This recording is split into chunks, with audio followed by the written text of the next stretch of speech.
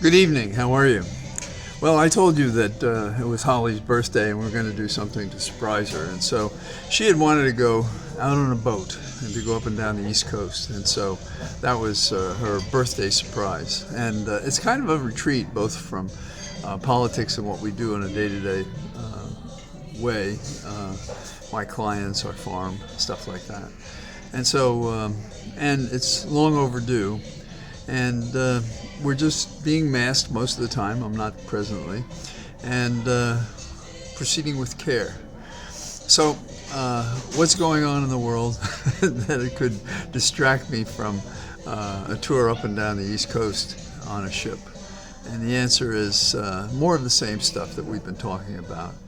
And I think that these multiple extended conflicts within the Trump conspiracy have a way of chewing itself up from the inside, which is a historic problem in the sense that when the White House and both houses of Congress have been occupied by one party, they fight among themselves more.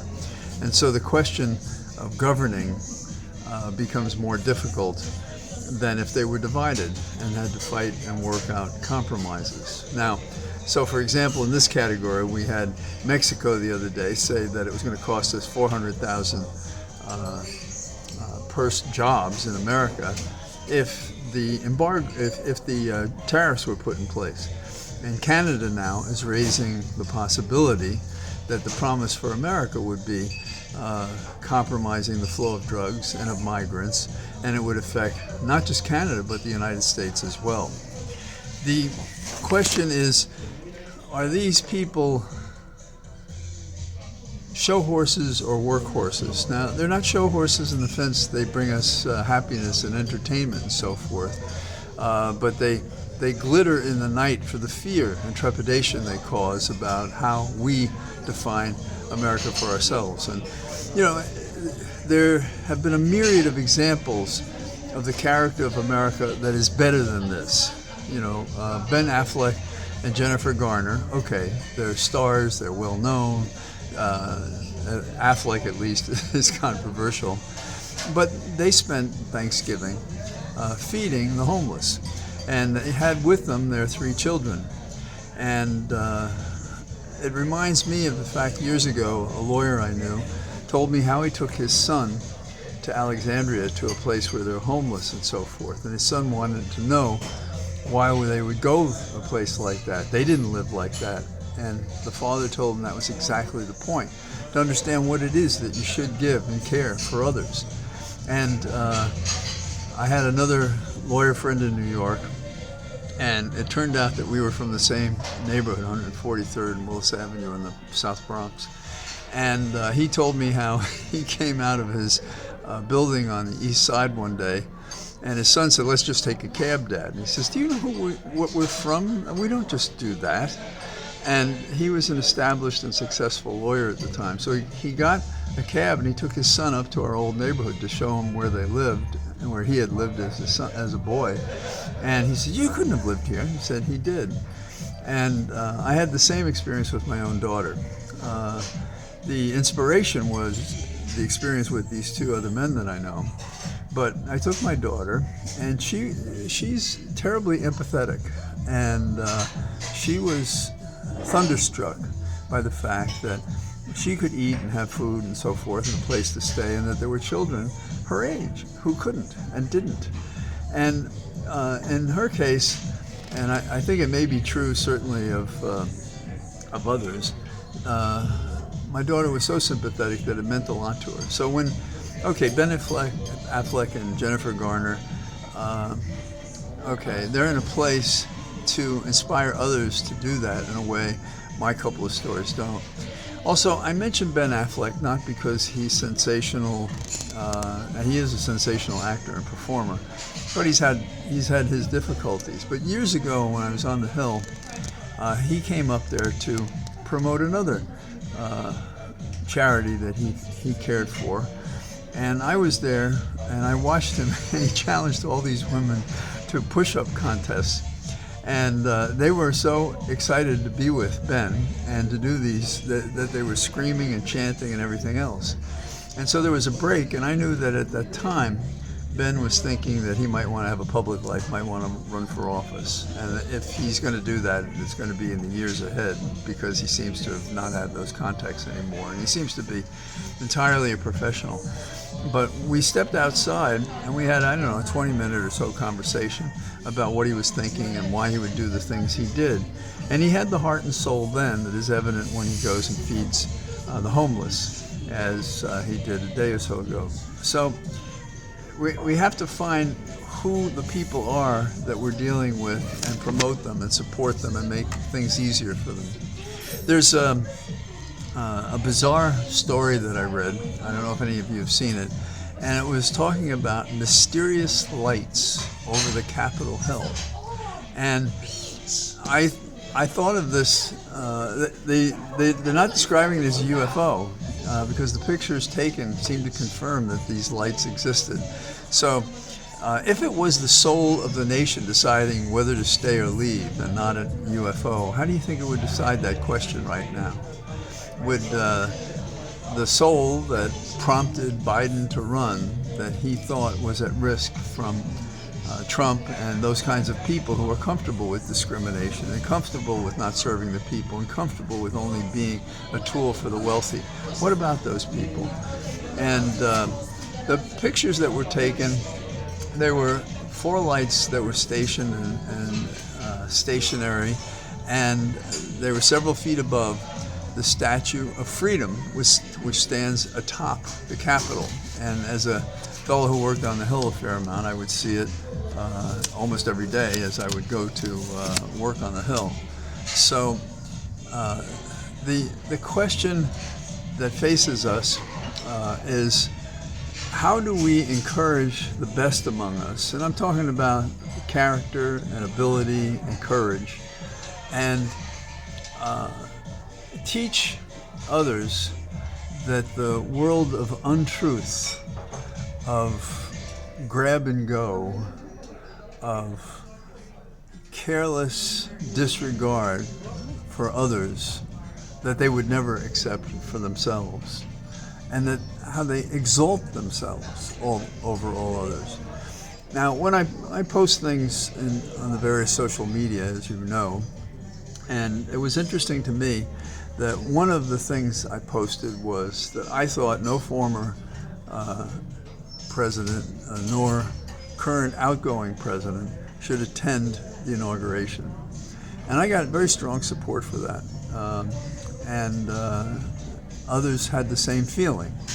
And it's similar to Biden meeting in the White House and acting as if nothing had happened when he was greeting and transitioning Trump into the White House again.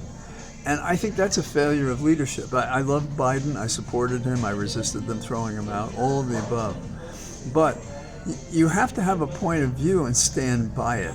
You can't pretend that this campaign was just an exercise in extreme rhetoric that would be followed by staid, thoughtful governance, because it won't be and isn't be and is not the case. And if you've seen the social media that's come out of these people afterwards, so they called me a bad loser for saying these people shouldn't attend.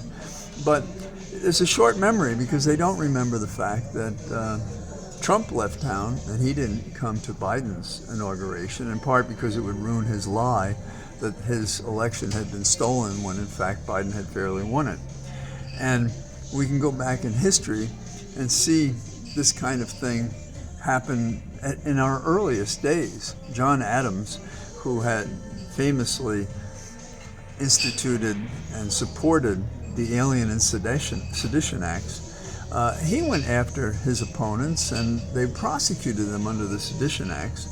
He did not prosecute anybody under the Alien Acts or remove people, because one of the provisions of that code, still present today, is that there be an ongoing war. So Adams was so crestfallen when Jefferson won the election that he did not go to Jefferson's inauguration. There's some symmetry there. And it was they were in a bitter position, and in a way, their honesty says more about them than the fact that they differed with each other. Now, Jefferson, after 8 years, there was no Federalist Party because what Adams did was such a miscalculation in terms of what the people thought and even his own party thought, that the Federalists were overrun by the Jeffersonian Republicans. So what do we have today? Are we going to repeat what happened with Adams for these things I suggest happening in terms of the conflict within the MAGA monster conspiracy that persists into the period of something like governance by a wannabe dictator? And it's really up to us. We have to make that difference because it won't happen on its own, and we have to press by talking the truth. At another time, when I think about it a little bit, Soren Kierkegaard had a discussion about could we trust truth to be told to us by the group, and it was that's a comparable discussion to the recent election.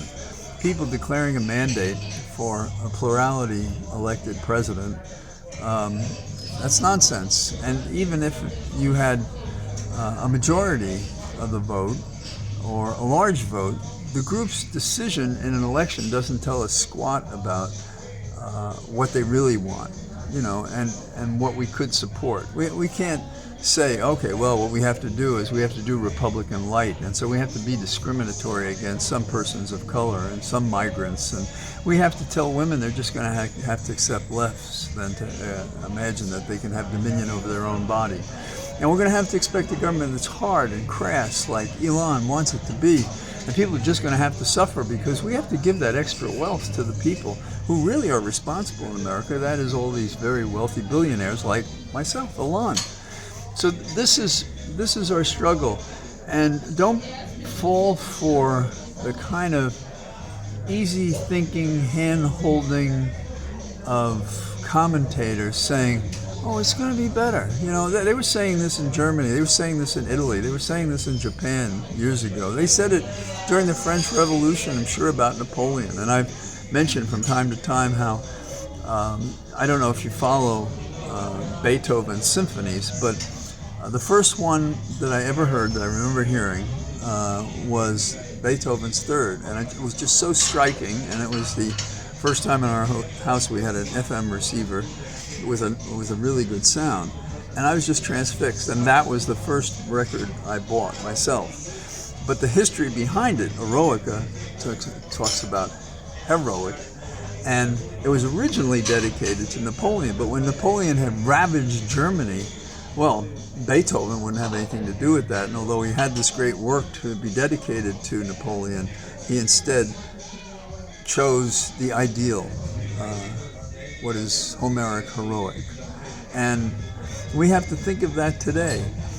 The little lies we tell gain us nothing in terms of revision of the MAGA nonsense.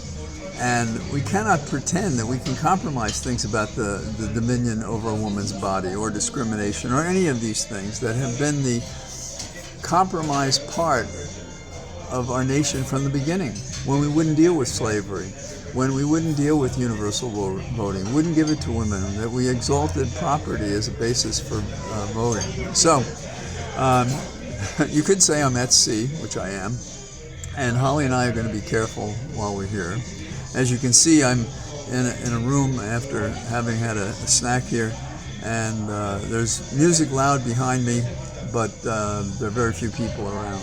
And so I can't say we have the ship to ourselves, but when we dined, we sat at a table for two, and we're going to continue to do that. And you probably can appreciate, because of the pandemic, how we had to isolate ourselves. And Holly and I had to isolate ourselves even more carefully because of her double lung transplant. And so we're very sensitive to it. But we do believe that we have to find ways to regularize our lives as much as possible, being a little more careful than the person next to us. So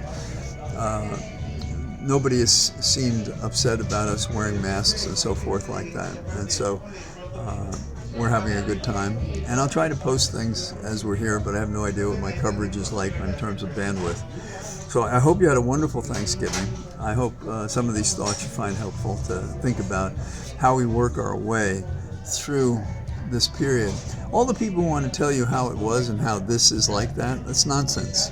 This is unique in American history for a whole variety of reasons.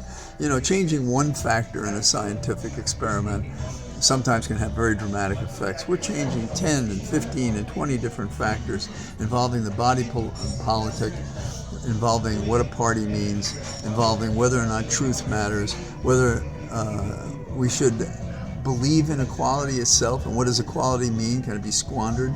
And what do individual rights and liberties mean? And for some people, these are just words. But this is a process that enables us to have a better life, a freer life, an equal life, a fairer life. And that's what we have to work to achieve. So, enough of that. And if I can, I'll see you tomorrow. And I don't know where I'll be, but I'll be offshore, the East Coast. All the best. Bye-bye.